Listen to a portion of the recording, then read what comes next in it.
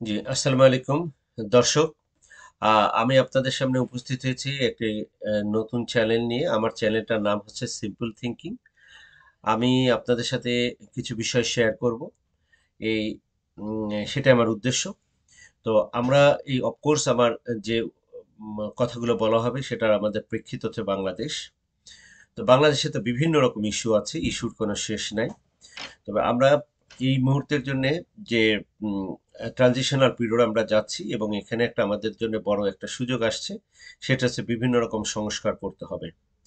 এটা প্রমাণিত যে বিগত 53-54 বছর পর্যন্ত আমরা যা করেছি আমাদের দেশ স্বাধীন হওয়ার পরেও আমরা কাঙ্ক্ষিত লক্ষ্যে যেতে পারিনি। না যেতে পারার পিছনে বিভিন্ন রকম কারণ আছে, সে বিষয়ে আমি কথা বলছি না। কিন্তু যেটা সবচেয়ে বেশি পরিমাণ আসছে আমাদের কাছে, সামনে উঠে আসছে আলোচনায়, সেটা হচ্ছে যে সবাই একমত যে আমাদের আসলে সংস্কার করতে হবে। তো সংস্কার করতে হবে, এই কথাটা সঠিক। এবং তাহলে প্রশ্নটা হচ্ছে কি সংস্কার করতে হবে, কিভাবে সংস্কার করতে হবে। একই সাথে আমি বলে রাখতে চাচ্ছি যে আজকে বাংলাদেশের যে পরিস্থিতি তৈরি হয়েছে, এরকমের রেভলিউশনারি সরকার বলেন, সরকার বা এরকমের একটা রেভলিউশন, এই রেভলিউশনটা যুগে মানে দশকে দশকে আসবে না। এখন আমাদের জন্য যেটা হয়েছে, এটা আসছে গত 50 বছর পরে যে আসছে, এবং এই সুযোগটার আমাদের সর্বোচ্চ সদ্ব্যবহার করতে হবে। সর্বোচ্চ সদ্ব্যবহার করার ক্ষেত্রে যে জিনিসটা বেশি প্রয়োজন, প্রথম আমাদের যেটা হচ্ছে যে আমাদের প্রবলেমগুলো আইডেন্টিফাই করতে হবে। মোটামুটি আমরা প্রবলেমগুলো আইডেন্টিফাই করা আছে আমাদের, যে তার কারণ এটা ঠিক যে প্রবলেমগুলো কি কি আমি সাদা চোখে আপনারা দেখছেন, আমরা দেখছি, সবাই দেখে। কিন্তু এই প্রবলেমগুলো আইডেন্টিফাই আম, করার দৃষ্টিভঙ্গি বিভিন্ন জনের বিভিন্ন রকম। এটা নিয়ে বিতর্ক থাকতেই পারে।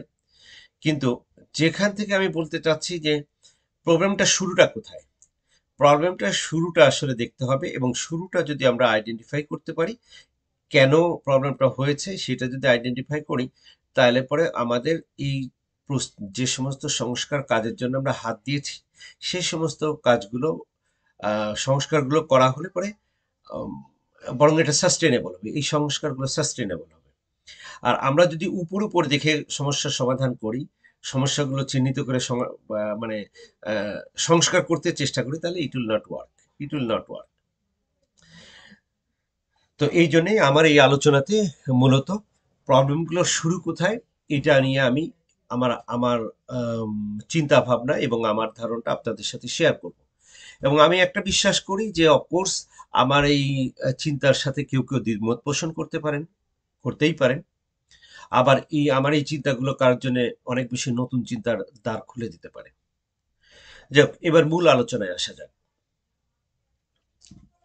মূল আলোচনায় যাওয়ার আগেও আমি আর একটা গল্প বলতে চাচ্ছি, গল্প না, একটা তথ্য দিয়ে আমি শুরু করতে চাচ্ছি।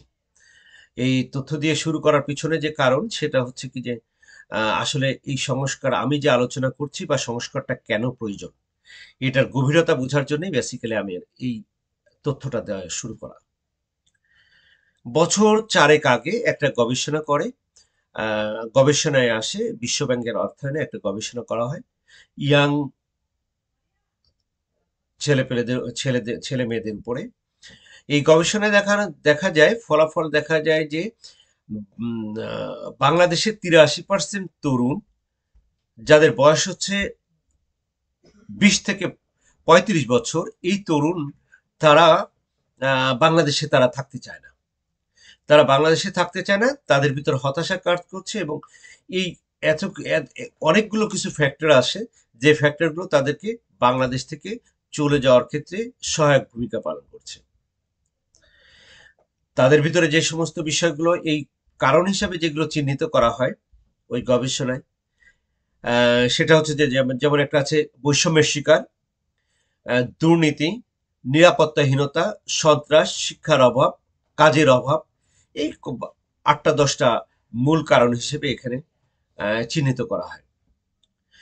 তো এই গবেষণাটার তথ্যটা আমাকে প্রচন্ডভাবে আহত করে এবং খুব অবাক করে। আমি খুব চিন্তিত হয়ে যাই, এবং আমি যখন সুযোগ পেয়েছি 2-4 জন বন্ধু বান্ধবের সাথে কথা বলেছি, দুটো কারণে কথা বলেছি। এর কারণটা হচ্ছে যে একটা দেশের সবচেয়ে বড় সম্পদ হচ্ছে মানুষ। মানুষ তো জনগণ, একটা দেশের সবচেয়ে বড় সম্পদ হচ্ছে জনগণ। এবং আমরা জানি যে জনগণ, কিন্তু সেই জনগণই যদি চলে যায়, তাহলে এই জনগণটা সেই রাষ্ট্রের অস্তিত্ব কি টিকে রাখা কোনোদিন সম্ভব হবে? আপনারা আমি যদি চিন্তা করি যে 1971 সালে আমাদের অর্থনৈতিক অবস্থা অনেক খারাপ ছিল। সেই অবস্থাতে মানুষ তো কি করছে? দেশটাকে ভালোবাসছে, ভালোবাসছে বলেই ভালোবেসে তারা যুদ্ধে ঝাঁপিয়ে পড়েছে, মুক্তিযুদ্ধ করেছে। পেটে ভাত নেই, পরনে কাপড় নেই, কিন্তু তারপরেও তারা নিশ্চিত মৃত্যু, এই মৃত্যু জানার পরেও কিন্তু মানুষ একবার পিছপা হয়নি। যে না, সে দেশ হচ্ছে তার মায়ের চেয়েও বেশি পরিমাণ প্রিয়, এই কারণে সে জীবন দিতে বিন্দুমাত্র দ্বিধা করেনি। আর বছর পাঁচেক আগে যখন আমি এই তথ্যটা দেখি যে তারা চলে যেতে চাচ্ছে, তখন কি হলো? মানুষের ভালোবাসাটা দেশের প্রতি কমে গেছে, ফিকে হয়ে গেছে। তো এই ফিকে যদি হয়ে যায়, আমি যদি দেশকে মাতার সাথে তুলনা করি, তাহলে হচ্ছে যে মায়ের প্রতি সন্তানের ভালোবাসা যদি কমে যায়, তাহলে এই মার আর তো কিছু থাকে না। একটা মায়ের সবচেয়ে বড় অহংকারের দিক হচ্ছে তার সন্তানের ভালোবাসা। তার প্রতি সন্তানের ভালোবাসাই তাকে অহংকারী করে, গর্বিত করে।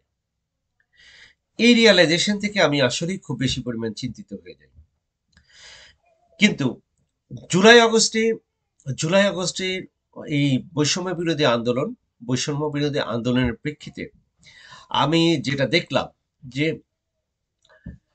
সাধারণ জনগণ, ছাত্র জনতা, আবাল বৃদ্ধ সবাই মিলে যেভাবে দেশকে একটা ফ্যাসিস্ট সরকারের হাত থেকে মুক্ত করার জন্য যেভাবে ঝাঁপিয়ে পড়লো, যেভাবে দেশকে বাঁচানোর জন্য তাদের যে চ্যালেঞ্জগুলো নিল, আপনি যদি বলি এখন প্রধান প্রধান সমন্বয়ক, তাদেরকে যেভাবে আটকে রেখে জীবনের হুমকি দিয়ে যে কোনো মুহূর্তে তার পরিবারের থেকে বিচ্ছিন্ন করে তাদেরকে যে পরিমাণ মেন্টাল প্রেশার দিয়েছে, ফিজিক্যাল প্রেশার দিয়েছে, প্রেশার দেওয়ার পরও তাদেরকে ফ্যাসিস্ট সরকার তাদের মাথা নোয়াতে পারে নাই। তো এটা তখন বা মানুষ তার দেশকে ফ্যাসিস্ট সরকার থেকে মুক্ত করার জন্য যে পরিমাণ মানে ত্যাগ করার জন্য দেওয়ার রেডি, এবং দুর্ভাগ্যজনকভাবে যেটা হচ্ছে যে 2-3 হাজার মানুষ মারা গেছে, হত্যাকাণ্ড হয়েছে মাত্র অল্প কিছু সময়ের মধ্যে।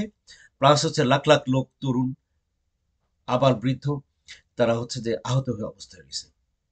এখানে মূল পয়েন্ট কোনটা? মূল যেটা আমাদের যে জিনিসটা পয়েন্ট, সেটা হচ্ছে কি যে দেশকে আমি যেটা নিয়ে আশঙ্কা করছিলাম, আমার যেটা আশঙ্কা ছিল যে বাংলাদেশের থেকে নাগরিকরা তার ভালোবাসা উইথড্র করেছে। এই জুলাই আগস্ট দেখলাম যে না, তারা উইথড্র করে নাই, দে লাভ দ্য কান্ট্রি। আর একটা রাষ্ট্রের জন্য সবচেয়ে বড় সম্পদ হচ্ছে মানুষের, তার নাগরিকের ভালোবাসা। একটা দেশের নাগরিকরা যদি একটা দেশকে ভালোবাসে থাকে, বাসে, সেই দেশ উন্নতি হওয়া কি কঠিন কোনো ব্যাপার? এটা খুবই ঠুনকো একটা ব্যাপার, এটা হচ্ছে মামুলি ব্যাপার তো এই দেশকে উন্নতি করা। তো আমি সেই প্রেক্ষিতেই আমি আজকে আলোচনা করতে যাচ্ছি যে আমাদের বাংলাদেশের মানুষ এই দেশকে ভালোবাসে। এবং যদি আমি তরুণদের সংখ্যা ধরি, 6 কোটি লোক হচ্ছে তরুণ, 6 কোটি তরুণ আছে স্ট্রাকচারের দিক থেকে। যদি বলি এখন কর্মক্ষম জনগণ আছে 12 থেকে 13 কোটি কর্মক্ষম জনগণ। তাদের ভালোবাসা যদি আমরা, যে ভালোবাসা, যে ইমোশন, যে আবেগ নিয়ে তারা ফ্যাসিস্ট সরকারকে বিতাড়িত করার জন্য চ্যালেঞ্জ দিয়েছে, এই চ্যালেঞ্জটাই, এই ভালোবাসাটাকে যদি আমরা ফিকে হতে না দেই, এই ভালোবাসাটাকে যদি আমরা ক্যাপিটালাইজ করতে পারি, গভর্নমেন্ট যদি ক্যাপিটালাইজ করতে পারে, তাহলে দেশের উন্নতি, এই দেশের উন্নতি কারোর পক্ষেই ঠেকিয়ে রাখা সম্ভব না। সুতরাং আমাদেরকে যে সমস্ত সংস্কার করতে হবে, এই সংস্কারের মূল ফোকাস হচ্ছে মানুষের জন্য এমন একটা কর্মপরিবেশ তৈরি করা, এমন একটা পরিবেশ তৈরি করা যেখানে সে স্বাধীনভাবে সে খেলবে, স্বাধীনভাবে সে কথা বলবে, স্বাধীনভাবে সে চলাচল করবে, তার তার তার সে মুক্ত মনে করবে। নিজে কর্মক্ষেত্রে সে মনে করবে না যে সে নিজেকে রাজা মনে করবে, সে কোনো সময় নিজেকে বঞ্চিত মনে করবে না। প্রত্যেকটা নাগরিক মনে করবে যে রাষ্ট্রের তাকে প্রচুর ভালোবাসে।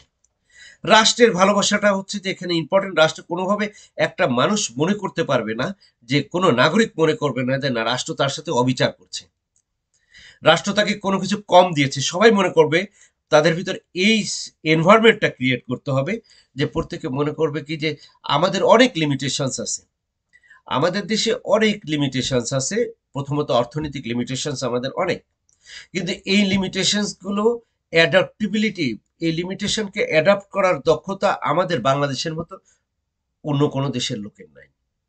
খুব বিশ্বের, পৃথিবীর অন্য দেশের তো, বিশেষ করে পশ্চিমা দেশের তো নেই।